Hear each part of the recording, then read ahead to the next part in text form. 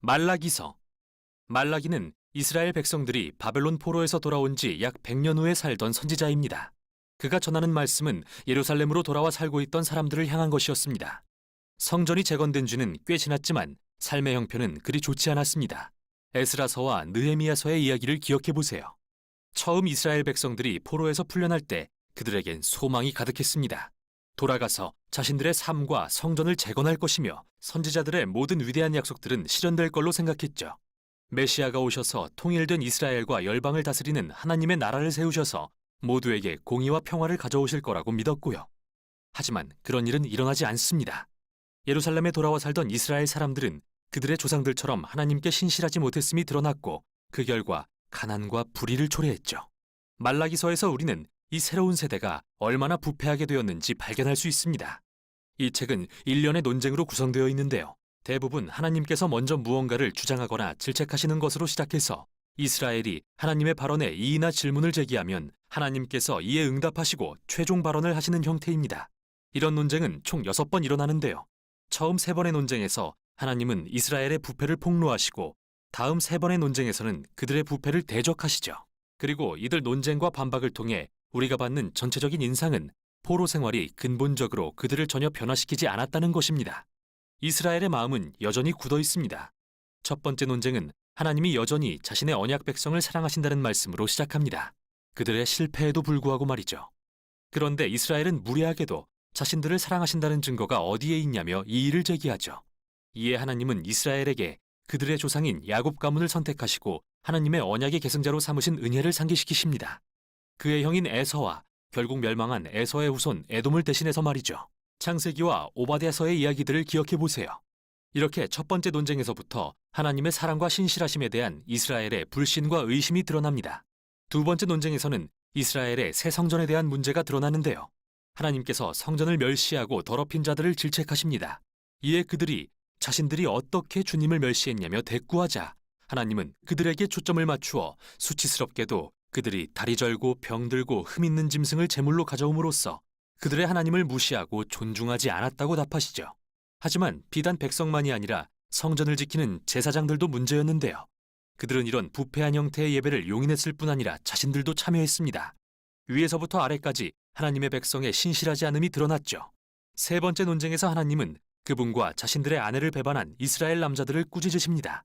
물론 그들은 부인하죠. 또한 하나님은 우상 숭배와 이혼의 결합으로 인해 일어나고 있는 죄악도 드러내십니다. 당시 이스라엘 남자들은 이방 여인들과 결혼하고 그녀들이 섬기던 이방 신들을 가정에 받아들였죠. 느헤미야 13장의 이야기를 기억해 보세요. 말라기는 이 문제를 아무 이유 없이 이혼하는 남자들이 급증하는 것과 연결합니다. 사람들은 모두 괜찮다고 하지만 말라기는 아니라고 말합니다. 그건 하나님과의 언약을 배신하는 거라면서요. 이제 말라기는 이스라엘의 불순종에 대적하는 논쟁 부분으로 전환합니다. 네 번째 논쟁은 이스라엘 사람들이 하나님의 무관심을 비난하고 공의의 하나님이 어디 계시느냐고 묻는 것으로 시작합니다. 그들은 불의와 부패가 성행하는데 하나님은 아무것도 하지 않으신다고 생각한 거죠. 이에 하나님은 다시 임하실 여호와의 날을 위해 그분의 백성을 준비시킬 주의 사자를 보내실 거라고 대답하십니다. 그는 불과 같이 주의 백성을 정결케 하고 우상 숭배와 음란과 불의를 제하여 오직 신실한 자들만 주의 백성으로 남게 할 것입니다. 다섯 번째 논쟁에서 하나님은 백성들에게 돌아오라고 말씀하십니다. 이에 그들은 어떻게 돌아갈 수 있냐고 묻습니다. 그러자 하나님은 그들의 이기심을 지적하시면서 그들이 성전을 위한 11조를 드리지 않고 있다는 것을 보여주십니다. 여기서 11조란 말은 10분의 1을 의미하는데 이스라엘 사람들이 연간 수입과 소출의 10분의 1을 성전과 제사장들을 후원하기 위해 기부했던 헌금입니다. 이 관습은 토라의 다른 부분들에도 기록되어 있죠. 그런데 우리는 말라기서와 느헤미야서를 통해 이스라엘이 이 책임을 등한시했다는 사실을 알게 됩니다. 그러니 성전은 황폐해졌을 수밖에요. 하나님은 이런 그들을 질책하시며 그들에게 부어주고 싶으나 오직 그들이 하나님께 온전히 신실할 때에만 그렇게 될 것이라고 말씀하시죠. 마지막 논쟁에서는 사람들이 하나님을 비난하며 그분을 섬기는 게 헛되다고 말합니다. 행악하며 교만한 자들이 성공하는데 하나님은 아무것도 하지 않으시는 것 같았기 때문이죠. 그러자 하나님은 책에서 처음으로 직접 하시는 말씀이 아닌 이스라엘의 신실한 남은 자들에 대한 짧은 이야기를 통해 대답하십니다. 이들은 주님을 경외하고 함께 모여 어떻게 하나님을 높이고 섬길지 논하기를 사모하는 자들입니다. 그래서 하나님은 그들을 위해 일종의 기념책이 기록될 것을 명하시는데요. 그들이 이 책을 읽고 하나님의 성품과 약속들을 기억할 것입니다. 말라기는 여기서 성경이 하나님의 선물임을 생각하게 합니다. 성경은 하나님이 행하신 일을 기억하게 함으로써 우리에게 신실함과 미래에 대한 소망을 갖게 해주지요. 이제 이 책의 결론으로 향합니다.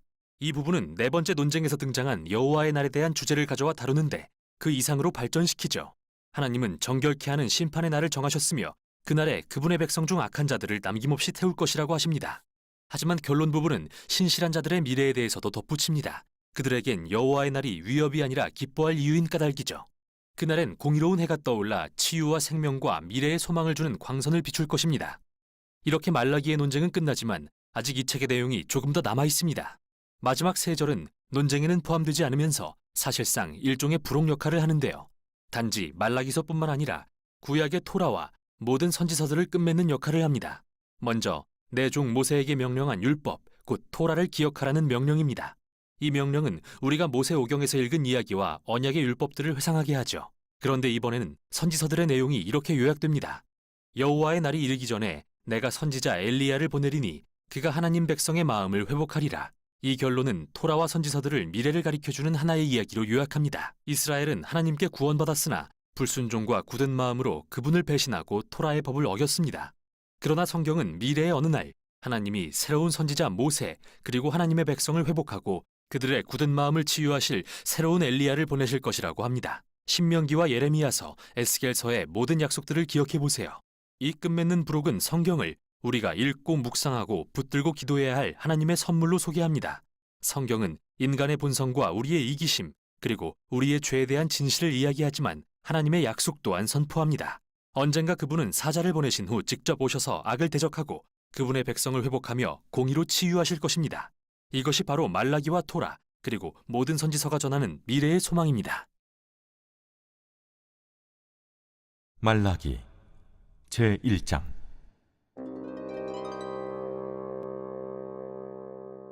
여호와께서 말라기를 통하여 이스라엘에게 말씀하신 경고라. 여호와께서 이르시되 내가 너희를 사랑하였노라 하나 너희는 이르기를 주께서 어떻게 우리를 사랑하셨나이까 하는도다. 나 여호와가 말하노라. 에서는 야곱의 형이 아니냐. 그러나 내가 야곱을 사랑하였고 에서는 미워하였으며 그의 산들을 황폐하게 하였고 그의 산업을 광야의 이리들에게 넘겼느니라. 에돔은 말하기를 우리가 무너뜨림을 당하였으나 황폐된 곳을 다시 쌓으리라 하거니와 나 만군의 여호와는 이르노라. 그들은 싸울지라도 나는 헐리라. 사람들이 그들을 일컬어 악한 지역이라 할 것이요 여호와의 영원한 진노를 받은 백성이라 할 것이며 너희는 눈으로 보고 이르기를 여호와께서는 이스라엘 지역 밖에서도 크시다 하리라. 내 이름을 멸시하는 제사장들아, 나 만군의 여호와가 너희에게 이르기를 아들은 그 아버지를 종은 그 주인을 공경하나니 내가 아버지일진데 나를 공경함이 어디 있느냐. 내가 주인일진데 나를 두려워함이 어디 있느냐 하나. 너희는 이르기를 우리가 어떻게 주의 이름을 멸시하였나이까 하는도다. 너희가 더러운 떡을 나의 제단에 드리고도 말하기를 우리가 어떻게 주를 더럽게 하였나이까 하는도다. 이는 너희가 여호와의 식탁은 경멸히 여길 것이라 말하기 때문이라. 너희가 눈먼 희생제물을 바치는 것이 어찌 악하지 아니하며 저는 것 병든 것을 드리는 것이 어찌 악하지 아니하냐. 이제 그것을 너희 총독에게 드려보라. 그가 너를 기뻐하겠으며 너를 받아주겠느냐. 만군의 여호와가 이르노라. 너희는 나 하나님께 은혜를 구하면서 우리를 불쌍히 여기소서 하여보라. 너희가 이같이 행하였으니 내가 너희 중 하나인들 받겠느냐. 만군의 여호와가 이르노라. 너희가 내 제단 위에 헛되이 불사르지 못하게 하기 위하여 너희 중에 성전문을 닫을 자가 있었으면 좋겠도다. 내가 너희를 기뻐하지 아니하며 너희가 손으로 드리는 것을 받지도 아니하리라.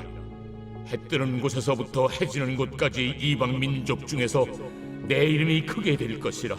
각처에서 내 이름을 위하여 분향하며 깨끗한 제물을 드리리니 이는 내 이름이 이방 민족 중에서 크게 될 것임이니라.